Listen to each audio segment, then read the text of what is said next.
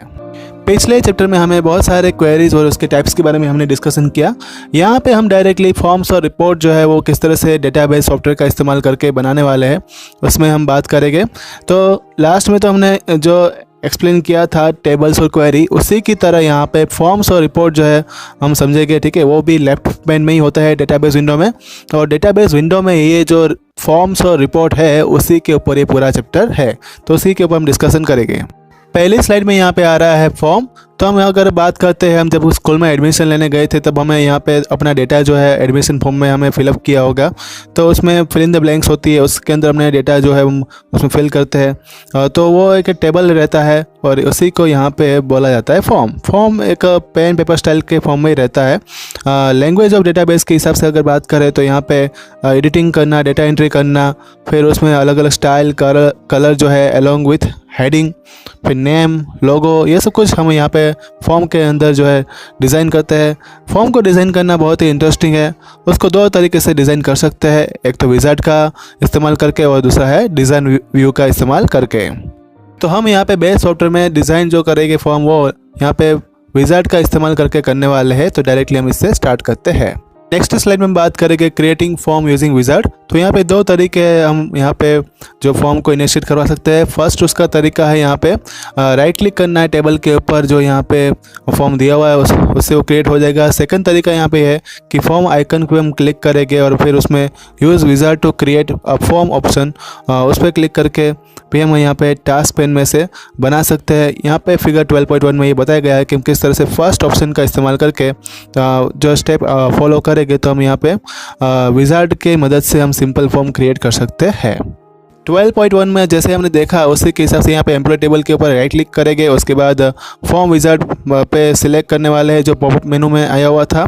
फिर यहाँ पे दो डायलॉग बॉक्स दिखाई देंगे, form design and form wizard. ये सभी 12.2 फिगर में हम यहाँ पे देखेंगे। तो हमें सिर्फ यहाँ पे फॉर्म विजार्ड के ऊपर वर्कआउट करना है और फिर हमें जो यहाँ पे एम्प्लॉय टेबल का जो फील्ड है उसको ऑब्जर्व करके उसका लिस्ट जो है वो अंडर अवेलेबल फील्ड लिस्ट में से डायलॉग बॉक्स, मतलब जो है फॉर्म विजार्ड डायलॉग बॉक्स, उसमें हमें डाल लेंगे। तो उसके लिए क्या करना होगा, तो यहाँ पे राइट डबल एरो जो है उस पर क्लिक करेंगे। डबल एरो का जो यहाँ पे सिंबल दिया उस पर क्लिक करेंगे तो ये सभी फील्ड जो है वो field in the form list में चली जाएगी। और उसके बाद हमें यहाँ पे नेक्स्ट बटन पे क्लिक करना है। नेक्स्ट बटन पे क्लिक करने के बाद यहाँ पे सब फॉर्म आ जाएगा। सब फॉर्म के बारे में हम बाद में डिस्कशन करेंगे इस चैप्टर में। अभी जो है हमें सिंपल फॉर्म क्रिएट करवाना है, इसलिए हम उसमें नहीं जा रहे हैं। फिर हम डायरेक्टली नेक्स्ट बटन पे क्लिक करेंगे तो स्टेप 5 जो है विजार्ड का वो यहाँ पे जैसा दिखाई दे रहा है यहाँ पे पिक्चर वैसा दिखाई देगा जो हम 12.3 में देख पा रहे हैं। इस तरह से वो डिस्प्ले होगा। फिफ्थ स्टेप जो है यहाँ पे उसके अंदर वेरियस कंट्रोल रहते हैं अपने हाथ में। ये कंट्रोल के अंदर दो पार्ट है, एक तो लेबल और दूसरा है फील्ड। यहाँ पे जब भी हम कोई भी स्टेप यहाँ पे परफॉर्म करने वाले हैं तो उसमें हम ये देखेंगे कि किस तरह से लेबल और फील्ड जो है वो स्क्रीन के ऊपर विजिबल होगी, डिस्प्ले होगी। लेबल के यहाँ पे अलाइन करने के लिए हमने लेफ्ट साइड पहले लिया हुआ है, हम राइट साइड में भी उसको रख सकते हैं। और दूसरी बात यहाँ पे फील्ड जो है उसमें लेबल को फॉर अलग अलग तरीके से यहाँ पे जो है अरेंज कर सकते हैं। उसमें पहला तरीका है याद रखना, columnar label left, columnar label on top as a data sheet, and fourth है in a block label above. उसमें से हमने यहाँ पे कॉलमनर लेबल लेफ्ट आइकन पे क्लिक किया है और उसको हमने सेट किया है। ये अपने केस में हम 4 में से कोई भी केस ले सकते हैं। जैसे ही उसके बाद हम नेक्स्ट बटन पे क्लिक करेंगे, स्टेप 6 जो है विजार्ड मतलब कि फॉर्म विजार्ड का वो यहाँ पे डिस्प्ले होगा जो यहाँ पे 12.4 में दिखाई गया है। अगर हमें यहाँ पे किसी भी टाइप का चेकिंग करने का या फिर कोई डिफ़ॉल्ट सेटिंग को चेंज करने का ज़रूरत नहीं है, तो इस स्टेप में हम कुछ नहीं करेंगे, डायरेक्टली हम नेक्स्ट बटन पे क्लिक कर देंगे। स्टेप 7 जो है फॉर्म विजार्ड का वो इस तरह से दिखाई देगा जो यहाँ पे 12.5 फिगर में दिखाई दे रहा है। हम यहाँ पे फॉर्म जो है विजार्ड का ऑप्शन करके बना रहे हैं। अब हमें उसमें कलर डालने की भी ज़रूरत रहेगी, तो ये स्टेप 7 में होगा। यहाँ पे अप्लाई स्टाइल लिस्ट में से हम कलर सिलेक्ट कर लेंगे, तो ये कलर जो है हम अप्लाई स्टाइल लिस्ट को जो है उसमें अप्लाई कर सकते हैं। दूसरी बात, यहाँ पे 3D लुक अगर चाहिए तो फील्ड बॉर्डर ऑप्शन अपने पास रहेगा। फिर हमें यहाँ पे दूसरी जो सेटिंग है उसमें से हम कुछ चाहिए तो चेंज कर सकते हैं। फिर हम डायरेक्टली नेक्स्ट बटन पे क्लिक करेंगे तो हमें यहाँ पे 8th स्टेप जो है दिखाई देगा। एथ स्टेप जो है यहाँ पे फाइनल स्टेप है, उसके अंदर हमें फॉर्म का नाम लिखना है। अपने केस में हम एम्प्लॉय लिखेंगे, फिर हम यहाँ पे मॉडिफाइड फॉर्म रेडियो बटन पे क्लिक करेंगे और फिनिश कर देंगे। तो हमें फॉर्म का जो अब व्यू जो है वो दिखाई देगा, वो यहाँ पे ओपन हो जाएगा और एडिट मोड जो यहाँ पे 12.7 फिगर में जो दिखाई दे रहा है वैसा वो नज़र आएगा। नेक्स्ट यहाँ पे है मॉडिफाई द फॉर्म। अब हमने जो ये सिंपल फॉर्म बना दिया था उसके अंदर अपने पास बहुत सारे कंट्रोल है जो अपने हिसाब से हम यहाँ पे बना सकते हैं। हम यहाँ पे अलग अलग टाइप का बैकग्राउंड पिक्चर हम चेंज कर सकते हैं, लेबल चेंज कर सकते हैं, फील्ड जो है और उसका यहाँ पे फील्ड भी चेंज कर सकते हैं, जैसे कि एम्प्लॉय कोड है उसको भी हम चेंज कर सकते हैं। दूसरी बात यहाँ पे है कि टेक्स्ट बॉक्स जो है वो लिस्ट बॉक्स में हम कन्वर्ट कर सकते हैं। चलो अब ट्राई करते हैं किस तरह से ये सब कुछ हम यहाँ पे चेंज कर सकते हैं। तो पहले हम यहाँ पे देखेंगे चेंजिंग लेबल टेक्स्ट। हम यहाँ पे ई कोड को एम्प्लॉय कोड में कन्वर्ट करने वाले हैं, इसके लिए हम ये स्टेप परफॉर्म करेंगे। सबसे पहले हमें कंट्रोल के साथ जो ई कोड कंटेनिंग लेबल जो था उस पर सिलेक्ट करना है एज ए टेक्स्ट, फिर आएगा राइट क्लिक करना है लेबल के ऊपर पॉप मेनू में से जाके, तो उसमें कंट्रोल का ऑप्शन आएगा और यहाँ पे प्रॉपर्टीज उसकी ये रहेगी कि लेबल फील्ड जो है डायलॉग बॉक्स है उसका वो 12.8 में जो दिखाई दे रहा है वैसा ओपन होगा। अब हमें यहाँ पे एम्प्लॉय कोड को टाइप कर देना है टेक्स्ट बॉक्स के अंदर, वो लेबल के बाद टाइप करना है जो हमें 12.8 में दिखाई दे रहा है।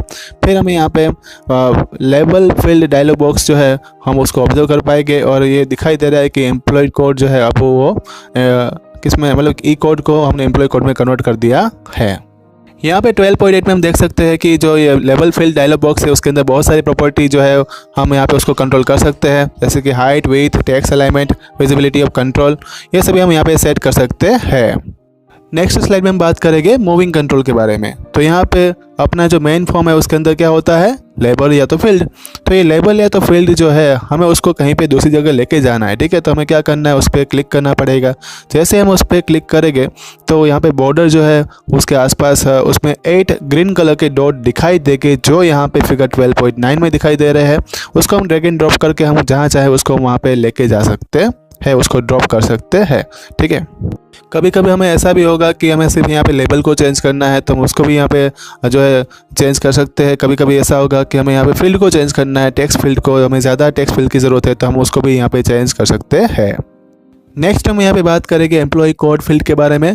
तो उसको पहले हमें यहाँ पे कंट्रोल बटन को क्लिक करके एम्प्लॉय कोड फील्ड को जो है यहाँ पे टेक्स्ट बॉक्स जो दिखाई दे रहा है उसको सिलेक्ट कर लेना है। फिर उस पर जो कर्सर जो है मिडिल ग्रीन जो यहाँ पे दिखाई दे रहा है उसको राइट साइड से उसको लार्ज करना है, लंबा करना है या तो शॉर्ट करना है, वो अपनी मर्जी है, ठीक है। फिर उसको हम यहाँ पे जिस तरह से एरो दिखाई दे रहा है उसको ट्रेस करके मतलब खींचेंगे, तो इस तरह से हम उसको ड्रैग एंड ड्रॉप करके छोटा बड़ा कर सकते हैं, ठीक है। यहाँ पे हम ये चीज़ अपने माउस से करने वाले हैं। तो यहाँ पे hold and left mouse button down as you drag the cursor to the right until the width is desired width, मतलब कि जिस तरह से हम कर्सर को यहाँ पे इस तरह से घुमाना है जितना हमें विड्थ चाहिए वो विड्थ अगर मिल जाती है फिर उसको स्टॉप कर देना है, ठीक है।